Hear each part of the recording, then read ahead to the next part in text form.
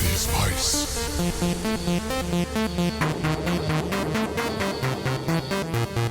Eat these mice. This is Badical!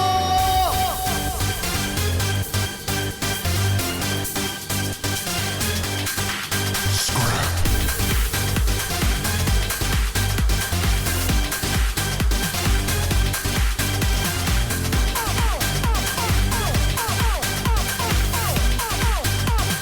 This is Badical!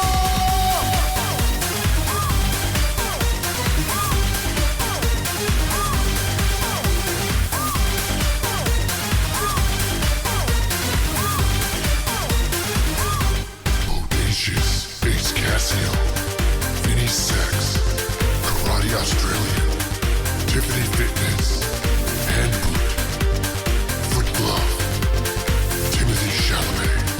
This is Badical!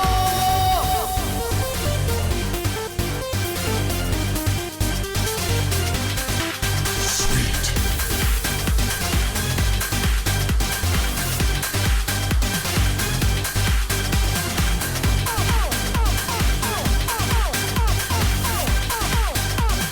This is Badical!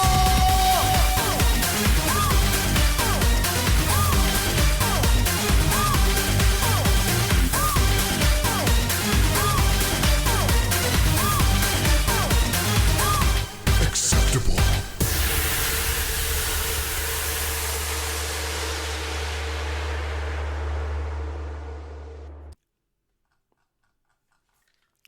My name is Tom Reimann, and 30 years ago, my life changed forever.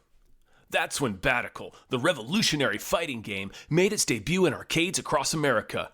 It's also the year Jack the Bear was released in theaters, but that's a tale for another podcast. If you were around back then, you probably remember the hype surrounding Badical, and the controversy. Badical's over-the-top violence, realistic graphics, and casual endorsement of bootleg watches had politicians and parents in an uproar. And why wouldn't they be? Violence is serious business. So are fake watches. But one thing those dusty old fucks didn't take into account was that Badical wasn't just blood, guts, and Folexes.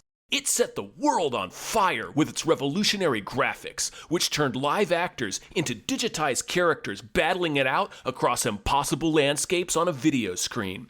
It was like playing a movie, but not just any movie. Your favorite movie. Like Deep Star 6.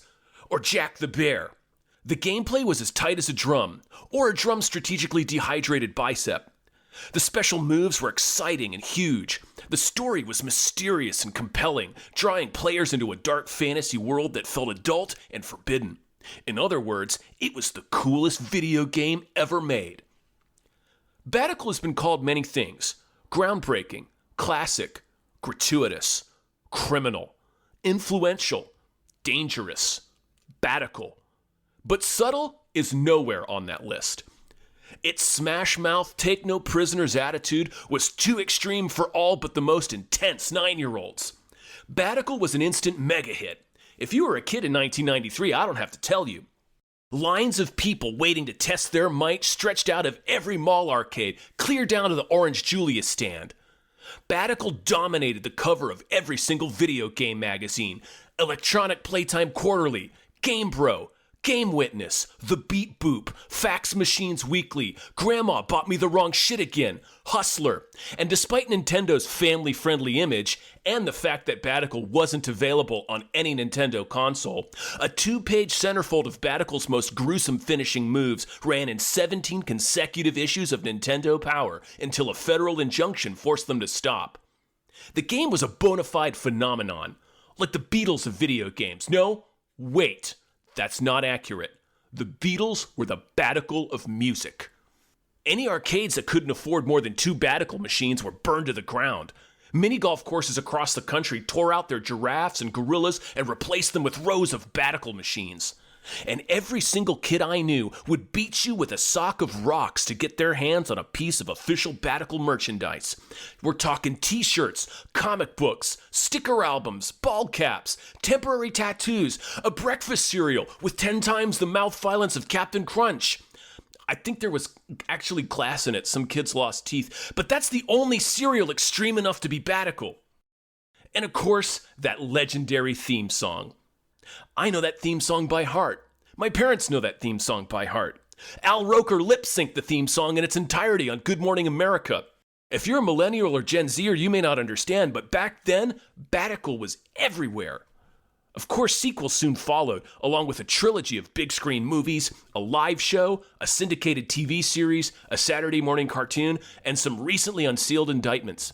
And we're going to cover it all.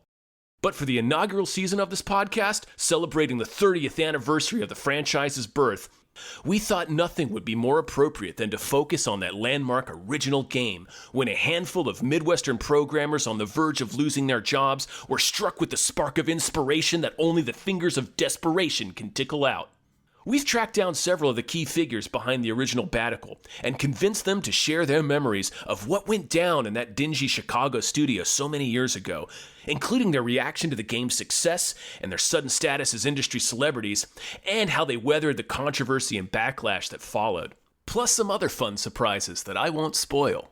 We've spent the past 6 full moons conducting a handful of illuminating, insightful, and incriminating interviews with Badical's creators, and if you're as big a Badical guzzler as I am, you're not going to want to miss it. In this first episode, join me and my co-host and fellow Badical historian David Bell as we share our memories of playing the game way back when. So crack open your Trapper Keepers, grab your dog-eared strategy guides, and steal some quarters from the ashtray of your father's taxi. This is the kind of deep dive documentary series that wins Webbies. And if we're lucky, a mattress sponsorship. This is Badical.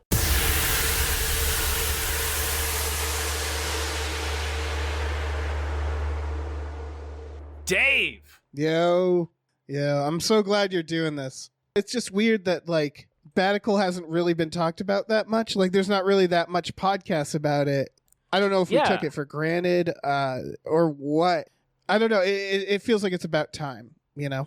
I don't know how they used to measure success, but today it's definitely how many podcasts there are about your thing. Yeah, absolutely. Right. So if there's 0 podcasts, that's sort of oh, well, this wasn't terribly culturally relevant. But if you were a kid in 1992, Badical was super relevant.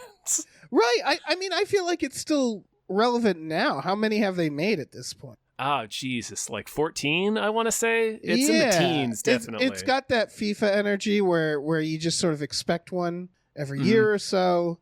And I think Ronaldo was in one. Really? I don't know. I dropped off. So, I obviously the original. And then, I didn't get all the consoles. I know they briefly made a Badical specific console at one point. I couldn't get that either. So I had to wait for a while to play a lot of the games. A lot of playing them at a friend's house, kind of stuff. I wasn't even allowed really to play the first game. My mom didn't like that the game had so many Australians in it. So she wasn't really into it. So it was a lot of sneaking off to the arcade kind of deal. Yeah, my mom didn't know about it yet.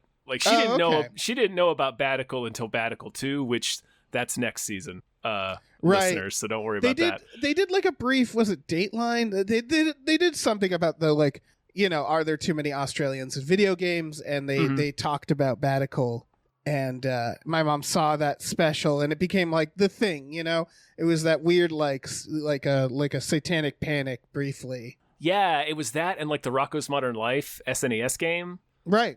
That really got people upset. I forgot about that. That's right. Yeah, the Aussie scare. It seems warranted. There's too many bugs down there. So it's a lot of bug propaganda. It's one of those things where as a kid, you knew this is kind of ridiculous. But as an adult, when you get older, you start to slowly see the danger of Australia. And so I feel a little old, now realizing that, because I'll see my nephew play something with Australians in it, and I'll get a little tense. And I try to remember when I was a kid, it was just it's fine, there's no problem. We used to do those drills in daycare. So now when I hear an Australian accent, I instinctively check the exits like Jason Bourne, even though, like I said, I saw in the arcade, I kind of snuck away a lot, kind of watching the older kids. I didn't actually get like I got a bootleg eventually of the game for like my old ass 90s PC. Yeah. We had a guy near the school who he sold bootlegs in exchange for like pictures of our feet. And so I did that deal with him. And he gave you the bootleg? He gave me the bootleg. How many discs was it on? Oh God. Probably at least 15. I stayed up all night with that one. What was Wire Hank? Right. We called him Wire Hank. I don't know why we called him that, but yeah, he'd get you whatever you want. You just have to give him a picture of your feet. I mean, worth it. Absolutely. I mean, again, it was a bootleg, so it wasn't perfect, but it was pretty good. It didn't have a lot of the sounds, and so I don't know. I would just make the sounds with my mouth, while playing it. I'd have to whisper because, again, parents. Mom was concerned. I think most of the sound effects were created by mouth, though, in that original game. Oh, really? I'm pretty sure it's like mostly mouth sounds. Huh. And like some violence against like fruits and vegetables. Right. Oh, that makes so much sense. So the bootleg version you got, though, probably didn't have, like, if you remember that band Toad the Wet Sprocket, they did some songs for the game. Oh, okay. So you might not have had that in your bootleg version. Yeah, because I know everybody's really into Toad the Wet Sprocket. I never was, and maybe that's why. Like, I don't have that nostalgia. But when I hear myself make a punching sound, I get very nostalgic. Yeah, sure. You're transported right back to after school afternoons. Yeah. Now I kind of want to replay it now to like hear the original sounds. I'm sure you can find the original somewhere. Oh yeah, no, they have it on like Tamagotchis and Game Boy Advances. Okay. The original, I think you can play the original on a calculator at this point. Yeah, probably. So you mentioned sneaking off to play the game and having to keep it secret. Do you remember the first time you played it, or like the first time you saw it? What was that experience like for you? I remember, so it was definitely older kids at the arcade. I don't know what I was playing at the time, but I snuck off from my parents. I loved doing that. I would lose them for hours at a time if I could. And I saw these older kids, and man, I think they were playing as hand boot. I remember them showing me, because I was a talkative kid. I approached and I asked questions, and I remember them just kind of taking me through the game and like talking about the lore and like hand boot and his like his rivalry with Foot Glove. Sorry, Jesus. That's fine. It's fine. Not everybody's as hardcore into Badical as me. I get it. No. I mean, I know Foot Glove. That was just like a weird, it was pretty clear because like hand boot, looks the way hand boot looks, and Foot Glove looks the way Foot Glove looks. So like, it was clear that they were rivals, and I thought that was really smart. That like, he explained it to me, but I kind of already knew, and then he showed hand boot's his Violent Bloody, which I still remember. Yeah. It's up, up, up, up, up, up, up, and it punched them like way up. I remember that about it. And, it punches them up straight through the top of the cabinet. It had that little that little light that would go off, and like a little person, like a little doll would. It was really like, cool. I know that went digital eventually, but it was really cool when they had the little doll up in the top that would make a little noise and like light up. And that's the first time I sat there watching for a while, and then my mom showed up and saw there was Australians, so she kind of got upset. But it was, that was probably part of the appeal, right? Is the danger of it all. For sure. Yeah. It felt, like mine was really, really similar. I was at like Putt Putt, and it was on like they had like a special setup. The game had already, I was late to most video games. I didn't get a Nintendo until like 1989. Like, right. I always was like 3 years behind, I felt like.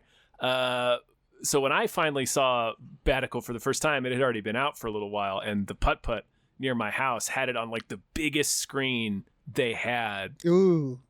Which I think before that, I'm trying to remember what game was on it. I feel like it was like, I don't know, that Michael Jackson one, where you're like saving kids from Joe Pesci. I think it was that one.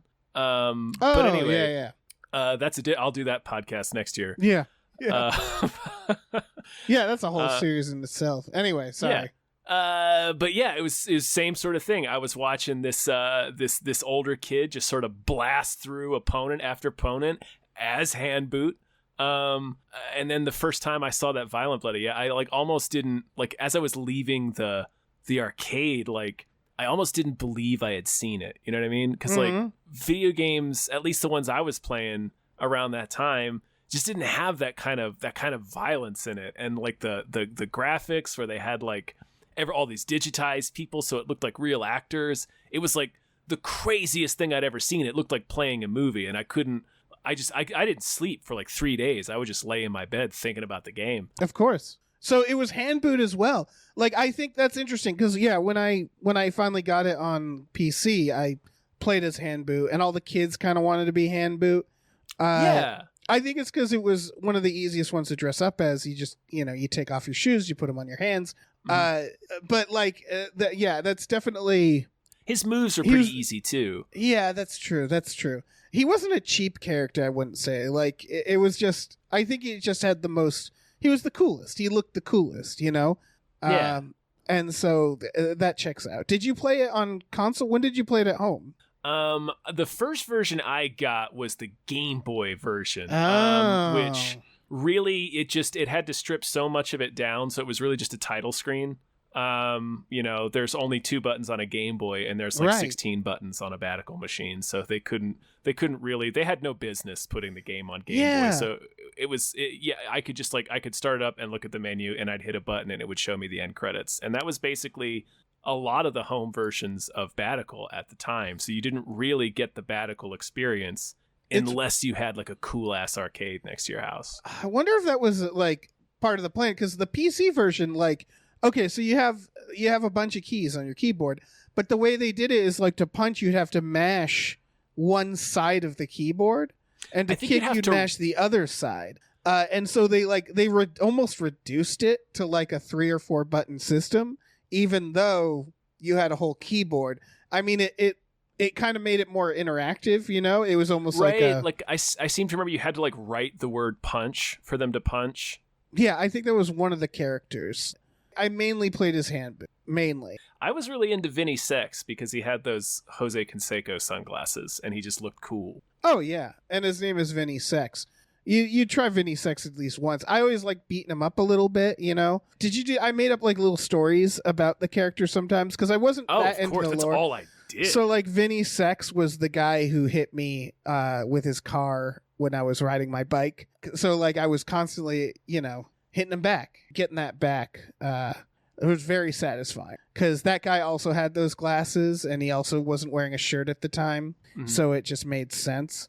And the agent, Fitness. Tiffany Fitness, yeah. Yeah. I'd pretend she was my mom or like really any woman, really get out that aggression. It was fun to use your imagination, like it's not like they did plenty of work too.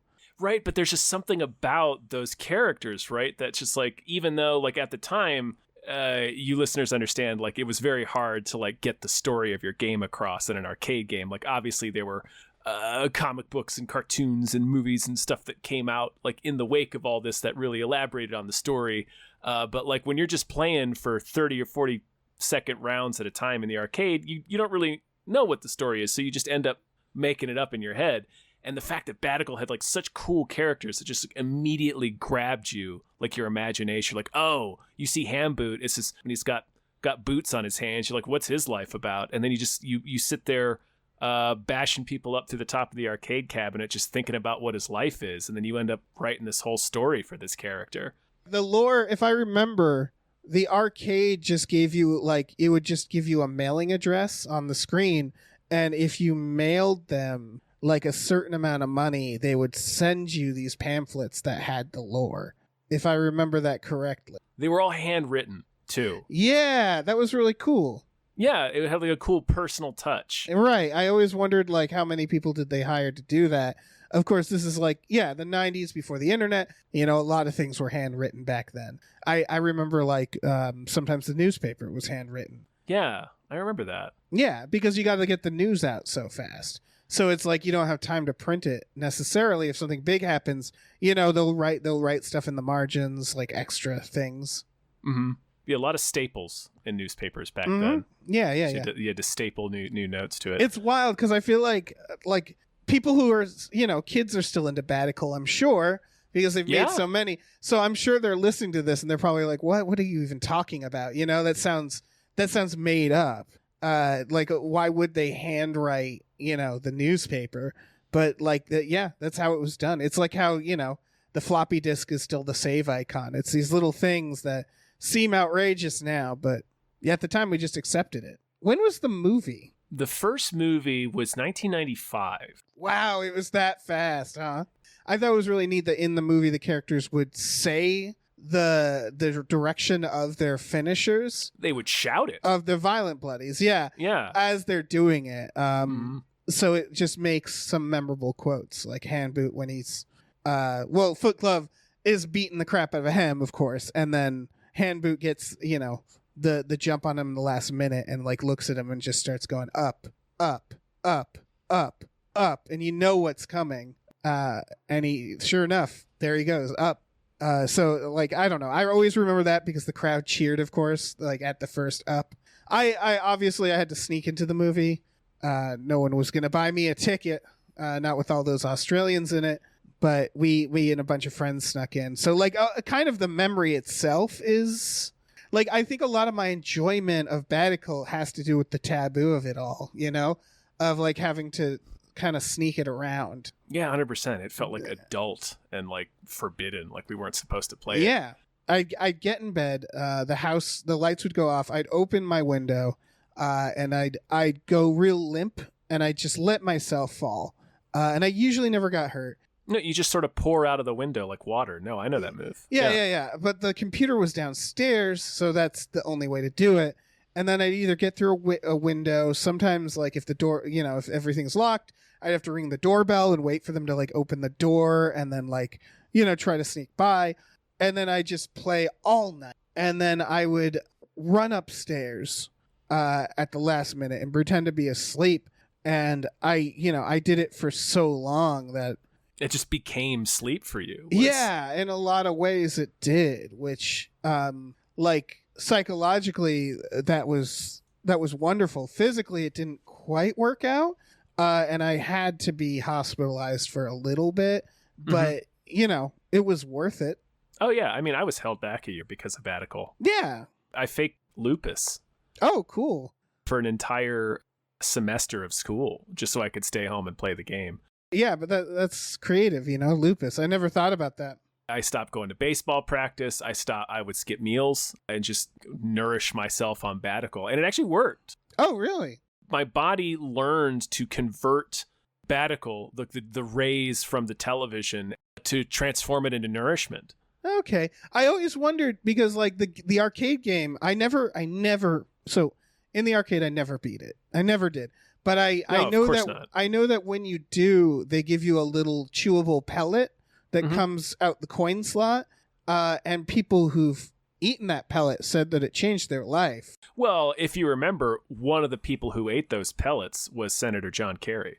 Oh yeah, see, exactly. Kerry loved Badical from what I remember. I Big like old Badical ad, yeah. Yeah. So I always wanted one of those pellets, but I never got it. You can find them on eBay now. Oh, really? Yeah, I mean, not cheap. Yeah, I'm gonna look into that though. Let me tell you, I kind of want those pellets. That was always like so much of the advertisement was about like getting your pellet and changing your life. Yeah, no, I remember the commercial. One of the first commercials for the home game was this kid taking a fire axe to a Badical machine to get the pellets, and they're like, now you can just leave your axe at home. Right. You got the pellets at home? Because obviously the bootleg copy, he gave me something that he called a pellet, but it definitely wasn't a pellet when I ate it. In the home game, it was just like pieces of like trading card gum that had been spray painted brown. So that it looked like pellets. Okay. Not as satisfying. So it was more like they would give you a little baggie of it in the box just so you could like give yourself a pellet if you beat the game. Right. I watched them once refill the pellets, and it's like a bank truck. Like it's they were really intense about it. They nearly Mhm. cleared out the arcade to get him in there. So they really made it those pellets tempting, you know? Yeah, no, they drove it up in like the Pope Mobile. It was crazy. Mhm. Yeah. Okay, favorite piece of Badical merchandise. Mm. Did you have any of it? You know, my mom didn't let me play the game. So, like, I would make a lot of the stuff out of, like, sticks and trash on the schoolyard. Mhm. I once, I let some teenagers lock me in a trunk for a half hour to get the hand boot action figure. And that was kind of cool. And I had it for a little while. Then my mom found it. So, you know, didn't have it for very long. So it was a lot of make believe for me. It was a lot of hiding under my blankets, you know, playing with cigarette butts and stuff like that, and just kind of playing Badical. I mean, it's definitely the spirit of Badical. And they did make twig dolls, and some of the dolls did come with cigarette butts. Oh, that's cool. Yeah, no, the Vinny Sex doll came with like authentic used camels. Oh, that makes a lot of sense for Vinny Sex. So it Yeah. was like, it came as like an accessory, like it was just on the side, right? Yeah, you had like his glasses, his shirt, the boot that he had to have taken off of his car in order to get to the tournament, and Right. then a bunch of cigarette butts. Right. He always said, like, smoke them up. You know, in the game, he was really pro cigarettes. So were they real cigarettes for that reason? Yeah. Yes. Okay. So Yeah. did they do like they must have done a tie-in or something? That's really cool. I think that's so. a that's a really creative way to get cigarettes when you're young. Honestly, yeah, and Yeah. you could tear off the tabs from the cigarette cartons and get even more Badical merchandise. It just, you got, the more you smoked, the more Badical stuff you got, which is totally fine because, like, you know, I wanted to be like Vinny Sex. Yeah, who didn't? I guess not me, because he hit me with his car when I was on my bike. Or again, a man who looked a little like him. And that guy did flick a cigarette at me, now that I think about it. So he was very Vinny Sex. I think that's where a lot of these characters come from, is like, and why they latched so easily into our youthful imaginations, is that they're all kind of archetypes of like people you encounter when you're a kid. Yeah, for sure. Like the ninja with boots on his hands. And Yeah, Wire Hank would wear boots on his hands sometimes. That is a thing he did. I thought it was like related to the game, like he was, you know, a fan of the game. Mhm. But I'm starting to think maybe not. Just incidental hand booting. Yeah. Huh. Yeah, that's really interesting. I never thought about how they're all kind of like I was pretending they were people in my life, but you're right, is they all kind of were archetypes. So it was like designed for kids to, like, you know, take out that aggression. That makes a lot of sense. I mean, Tiffany Fitness would always tell you to eat well, just like a mother would. You know, that was her whole thing. Yeah, it used to get me so mad. Yeah, so mad. I'm surprised you didn't say, and this is like one of the more controversial pieces of Badical merchandise, I'm surprised you didn't say the Australian voice changer. Yeah, I mean, you know why? I bet. That's not ashamed, but like I bought a bunch of those when I hit my 20s. Like the moment I moved out, I did get the Australian Oh, of voice course. changers. It's like a primo, like ironic purchase, like freshman year of college. You're like, I'm ordering all the stupid stuff I wasn't allowed to have. Yep. So it's like green Shrek ketchup and Badical Australian voice changers. Yeah. And I'd call my mom with the voice changer. And Oh, like, geez. Yeah, tell her I'm going to get her, you know? That was a lot of fun, you know, really terrified her. So, like, in a way, I felt like that was my own little revenge. It wasn't college because, well, you know, a lot of Badical never really worked out school-wise. But I would, you know, I'd go around with the voice changer all the time. Yeah. My first job, I got let go because I was using the voice changer throughout my shifts, and they didn't find that as funny as me. It was a crisis hotline, so I kind of get it, but like it was, I don't know. I thought it was fun, and like you can barely tell that it's not really an Australian. I mean, I've never actually met an Australian. I mean, no one has. Let's be honest. Yeah. But you know, I used to walk around with mine taped to my face, and when I say college, I of course mean, you know, I was living in a college dorm, but I was not enrolled in college. But I just taped mine to my face, you know. That's such a good idea. And like nobody could tell. Like that's how high quality that voice changer actually was. Which I think was the reason for like the Senate hearings. Oh yeah, because people would do crimes with them all the time. Yeah. Now, like, I feel like it's one of those, they didn't make them like they used to, or maybe not. It's probably an app now. I'm sure they have some sort of Australian app. You turn the voice changer on, like a little voice nowadays has to say this is not, a voice comes on and says this is entertainment purposes, this is not a real Australian person. All right. Before it gives you Australia voice. But like back then they didn't have that. It was like, before toy guns got the little orange tip. Right. It was pure. Yeah. It was like lawn darts. Yeah. Or cigarettes. Mm-hmm. Yeah. We used to get to have cigarettes, as we talked about, in our toys. Maybe we still do. I don't know. It doesn't seem like kids are smoking as much these days, Maybe they have little vapes now where, like, you can vape through the action figure. Yeah, little, like, depleted vape pods come with Vinny's Sex now, maybe. They really nailed, and I don't know if this was a production thing, because I remember they did a similar thing with, like, Stinkor, the He-Man action figure, where they, like, put patchouli oil into his plastic, so he always kind of smelled like a skunk. Right. But, like, every Badical action figure really smelled like human sweat. Yeah, like they were fighting each other, but it is a question of, like, is it just because the manufacturing created a massive amount of human sweat? Did they do that on purpose? And if they did, where did they get the sweat? Yeah. Or did they find, like, some sort of, like, mixture that perfectly made that sweat smell? Mm-hmm. They really had that, like, wrestling class locker room aroma to them. They really nailed it. Yeah, there's no other way to describe it. It smelled brown, like, and I know that brown doesn't have a scent. It's just like you'd smell it and you'd be like, this smells brown. Everybody listening knew exactly what you meant, though, when you said it smelled brown. Yeah, exactly. And that's on top of the sweat. It's like sweaty brown. Not like poop brown, like just brown, like wood paneling, like a basement, like a really unsettling basement. The carpeting in a panel van. Yeah, it's got that van stench, which, in fairness, a lot of things in the 90s did. Again, I didn't really have that much access, but, like, ironically, the stick cigarette butts that I made probably smelled similar, I imagine, but I don't know. The makers of Badical Boardwalk games were pretty skilled with human perspiration. If you recall, the game they worked on before that was the Hulk Hogan game, Pastamania, where he's like the pasta chef. Oh, yeah. They designed that game so that, like, the cabinet itself would sweat like Hulk Hogan. Oh, that's so cool. Yeah, I wasn't as into that. I mean, the one at my arcade kept shutting down. I think it might have been because of the sweat.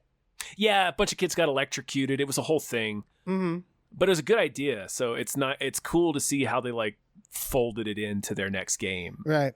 Yeah, I remember there was always a stain around that. I feel like not enough arcade games did that, Like, I know Badical would every now and then mist you, a little misting while you were playing. Not enough games experimented with secretion the way that the Badical series did, that's for sure. Yeah, I think the mist supposed to be blood, or was it supposed to be like spittle? Because it wasn't red. It was just a little, like, funky from what I remember. Right, it was warm. Yeah, it was like dog sneeze, like it could have been like blood or sweat or like spit getting rocked out of a dude's jaw when he's getting blasted in the face. Right. I think it was just like all-inclusive mist. Yeah, it was like cueing you, Uh-huh. It was like it'd spray you, it'd give you a pellet, It was these little rewards that would really make you keep coming back to Yeah, man, so innovative in so many ways. Speaking of innovation, before we wrap things up, at least for this interview, what's your favorite Violent Bloody? I mean, I already kind of... That's true. Yeah, you did. Yeah. Hand boot. I mean, if that's your answer, that's fine. My second favorite is probably Vinny Sex. You do like a it's like circling the joystick, like a circle, and then B, and he would freeze your assets. Like, he'd call a guy, and you'd be broke. And then you jump off of a building. It was like it was one of those really long ones they did where the actual, like, Violent Bloody took like 6 minutes. Like you could go get a drink when it started. Like I remember like when it starts and he like kind of holds up a finger and starts to reach for his cell phone. Like you knew you had about 5 minutes to go get like some nachos and a soda. Yeah, but I personally I would rarely do that because I wanted to watch the Violent to see it all. Bloody. Yeah. So the coolest part is at the very end when your opponent is facing financial ruin, throws himself off the building. Of course, they fall 30 or 40 stories and they land on Vinny Sex's upraised fist, like right in the stomach. Yep. And it just blasts like a gallon of shit straight out of their asshole. Yeah. I heard there was an alternate. I never saw it where you land on Vinny Sex's ex-wife's car. And she's like, oh, no. And he's like kind of laughing. He's watching from a nearby bar. Yeah. But I don't know if that was a myth or not. It's interesting. It was both. It started out as a myth, and that's one of the other coolest things about Badical. Oh, yeah. It started out as a rumor that wasn't actually true, but it was like one of those things like a friend or a friend of a friend would swear up and down they saw it, or like their brother did the move. Right. But like this is kind of like pre-internet. I mean, the internet was around, but not in any way that like third grade kids were using it. Yeah. Yeah, like so rumors like that became like part of this meta aspect of the game where they would take on a life of their own and get so huge that the Badical programmers would look at it and be like, hey, that's kind of fun. And they would just put it in the game. That's incredible. That's such good attention to detail from like... It really is. Yeah. From the developers or whatnot. It really felt like they listened to their fans. I think it's because they were fans. That's the secret. Right. I also heard that they had little microphones in the consoles. Oh, yeah. There's a huge surveillance scandal involved with the Badical series for sure. I think that's why the Badical console got shut down. It was so fleeting. But, like, I don't know. I would gladly be monitored for them to get that quick feedback on their game. Honestly, I don't mind the controller pricking my finger and getting my blood type every time I play a match because it minimizes the distance between me and them that much more so that we can get the ultimate Badical experience. Yeah, provided it does improve the game, you know? I heard maybe they were selling that to insurance companies, stuff like that. But I don't know if that's true. It's just like my point being that, yeah, as long as it is actually improving the game, I'm fine with giving them my P, like that one contest they did. Blood, poop. Here's the interesting thing. Yeah. Is I think I've heard, again, this is another classic Badical rumor. Is it true? Is it just a rumor? But like I've heard that that's what the mist is. Oh my God. Like pee? It's pee? It's pee, it's sweat, it's blood, it's all the stuff that they've taken from us, from Badical players. And they're giving it back. Spraying it right into your face. That's so good. Yeah. Literally improving the Badical experience. Yeah. Yeah, because I don't care whose pee that is. It's just like it makes it more like visceral, you know, where it's like you feel like you're literally getting the piss beat out of you that way. Yeah. That's great. Yeah. I know whose piss it is. It's Vinny Sex's piss because I just punched him in the dick. Exactly. Any final thoughts? I guess just trust strangers if you're a kid, because you never know when they're, you know, they'll have a bootleg of a game and all they really want is like a photo of your feet. Generally speaking, just kind of put yourself out there, you know, get lost for hours at the mall. These are the things that made me find Badical. And when you find that game that you love, just go all in, even if it ruins your life, you know? That's such important advice. Yeah. Yeah. Because, seriously. You know, your life is forever, for you. Games are rare. You know, especially if that game is, you know, hastily taken off the market for various reasons, like spying on people. So, like, live it up while you can. YOLO, as it were. Yeah, you yo and you low. We didn't even know what YOLO was back then. But no, Badical embodies YOLO. It really does. Yeah. Eat these bites. This is Badical!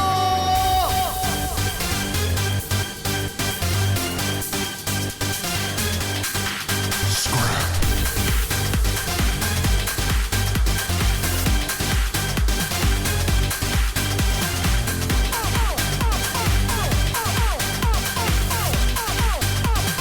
This is Badical!